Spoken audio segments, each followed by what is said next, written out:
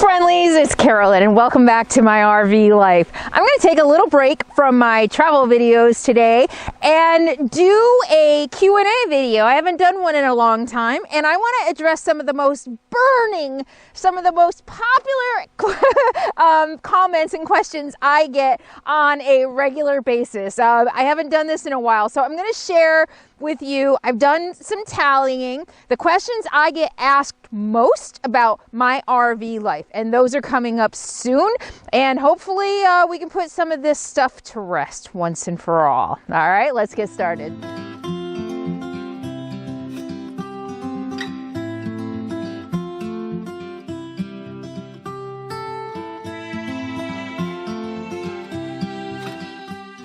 Carolyn, where's your seatbelt? It's right here, of course. Where else would it be? Thanks for asking. Carolyn, are you aware it's a $400 million fine for not wearing your seatbelt? Why are you asking? Are you going to pay for it?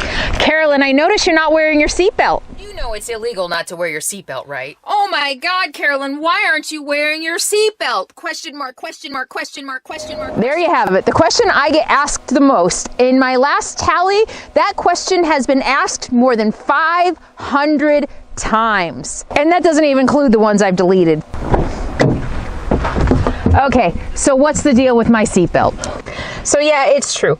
I don't always wear my seatbelt. Why don't I wear my seatbelt? Well, that's a personal choice that I don't really want to share publicly. It is just that. It is a personal choice, and it's something that I am very well aware of. I know I don't wear my seatbelt. And all the commenting, all the pleading, all the begging, all the prodding, all the shaming, all the judgment, all the poking from thousands of complete strangers is not going to change who I am. Someone just said to me recently, the best way to explain it is, I am the person I am, not the person you want me to be. Isn't that kind of what my whole channel is about? Me being me. It's what this whole part of my life is about. I spent my whole life. That's what this whole, that's what this whole journey is about. And I think that's one of the things that's so frustrating. I try to lead by example of a woman who is finally living her life for her. Instead of trying to please other people, trying to be what other people thought I should be or wanted me to be, or, imposed their ideas on me, I am being me.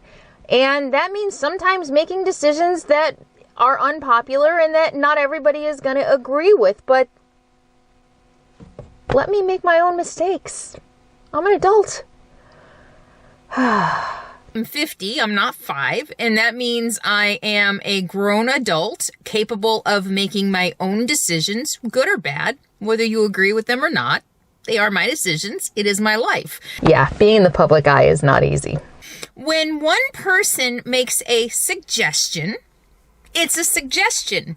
When 500 or more do it, it starts to feel like an attack. Can we put the damn seatbelt controversy to rest now, please? And that brings us to the second part of this question. Do I think I'm above the law? No. To be above the law is to be exempt from the laws that apply to other people. It means to not be required to adhere to the laws that everyone else is required to adhere to. And furthermore, it means to be immune to the laws and not subject to them. Choosing to break a law and therefore to pay the consequences for breaking that law is not the same as being above the law. So no, I don't think I'm above the law. When I get caught, I pay the consequences. Isn't that kind of what laws are about? And that's why we have fines, right? Right?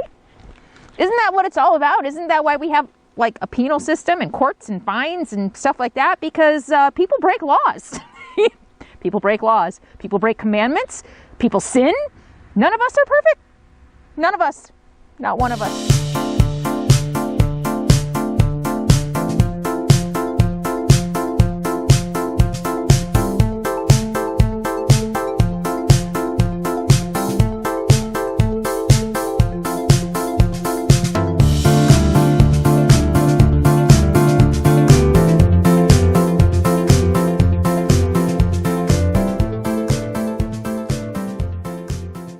My hair has been commented on more than 1,000 times.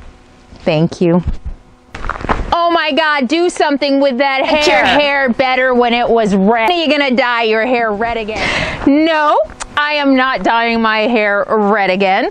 But if you like that color red so much, here it is. I'm gonna put a link to my Amazon store so that you can buy it. It was a L'Oreal preference color.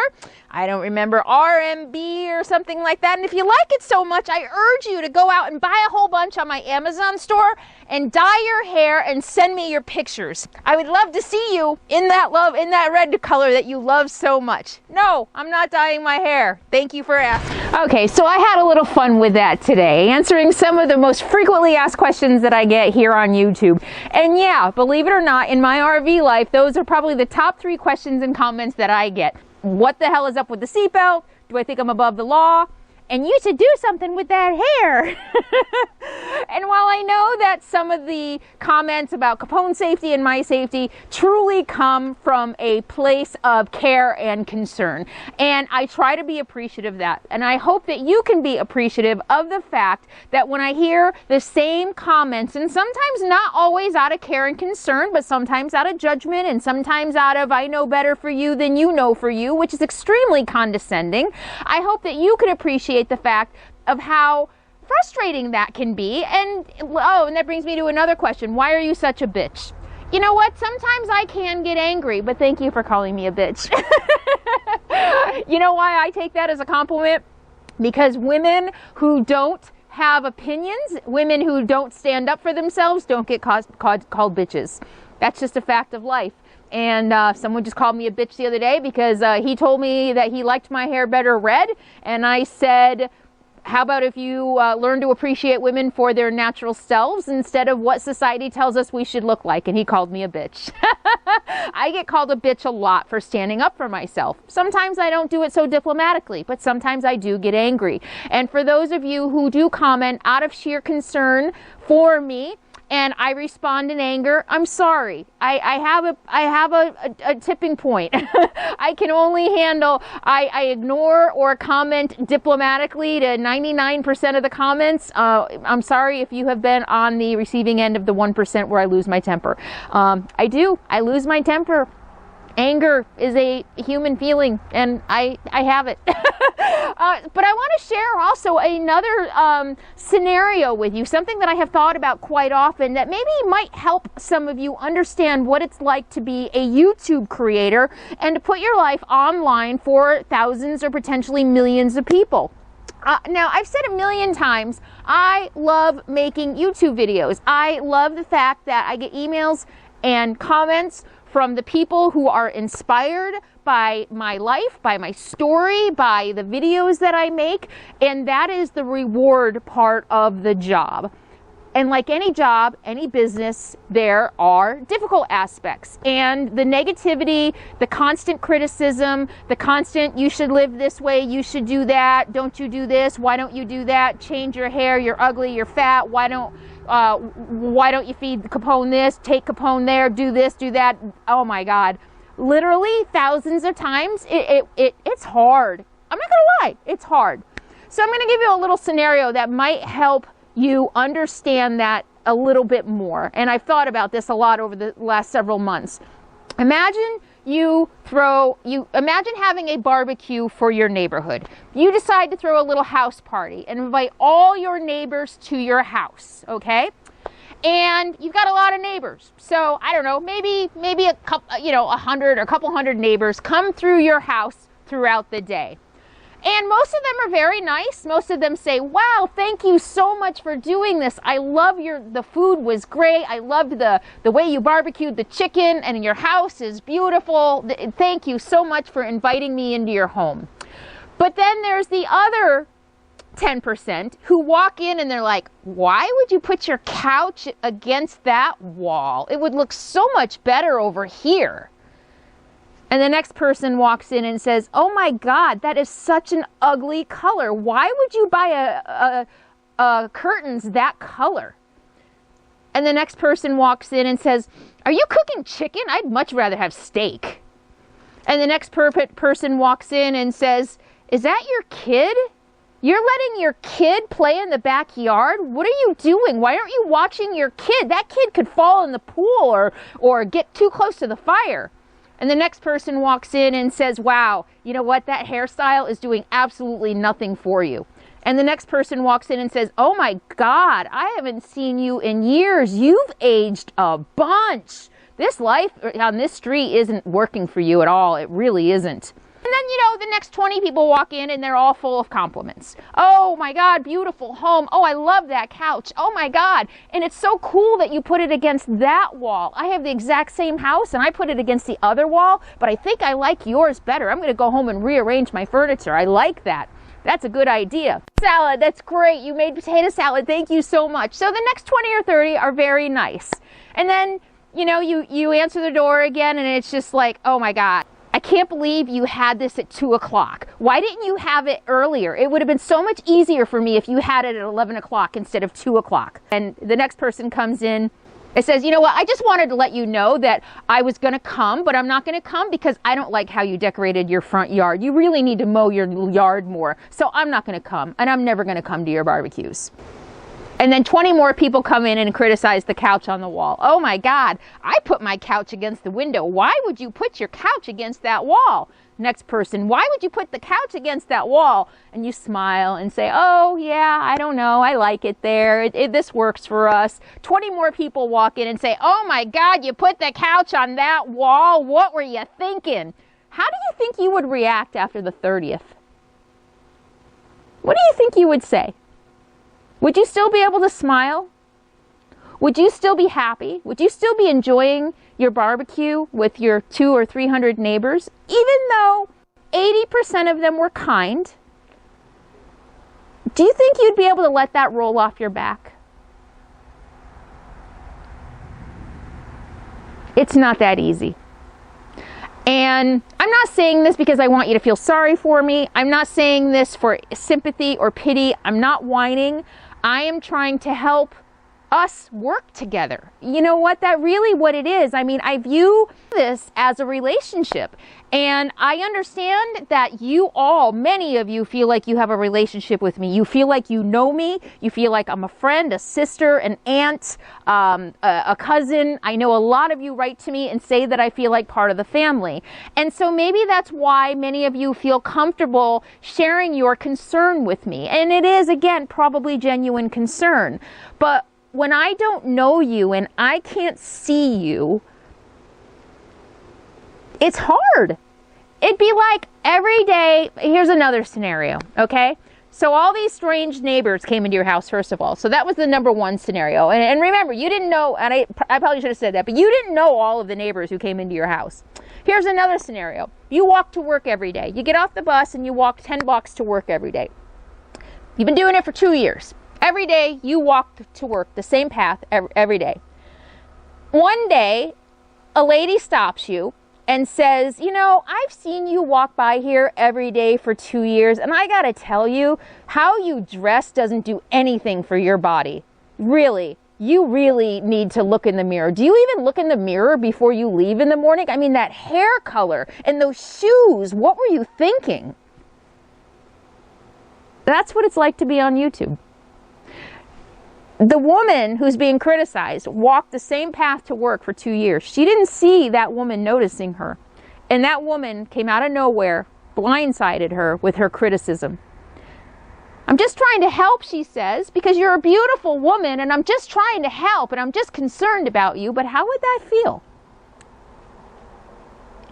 I think that what happens online now is a symptom of a bigger issue. In our country, in our society, in the world. We have become, as my therapist would say, we've become boundaryless. There are no boundaries on the internet. We hide behind, many times, many of us, we hide behind fake names, fake pictures, fake profiles, and say whatever we want, sometimes with the intention just of hurting other people. There are people who do that. And there are some who are emboldened to say whatever they want. And there are many who don't necessarily have the communication skills to get their message across appropriately. And a lot of times a lot gets lost in translation. But I think the symptom, I think what we're experiencing here is a bigger problem of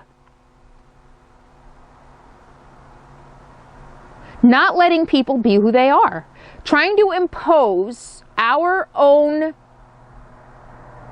beliefs on other people. And I know people are going to think that I'm the biggest hypocrite in the world saying this, because I identify as a progressive and I identify as someone who does care about equal rights for everybody and no discrimination and things like that. What I am talking about is live and let live. Let me live my life my way with the full 100% inalienable rights that you have. Whether I'm gay, trans, bi, black, white, Muslim, no matter what I am, let me live my life the same way, with the same rights, the same opportunities that you are willing to live your life. But instead, and this is what I see every day, we feel the need to impose our beliefs on everybody else.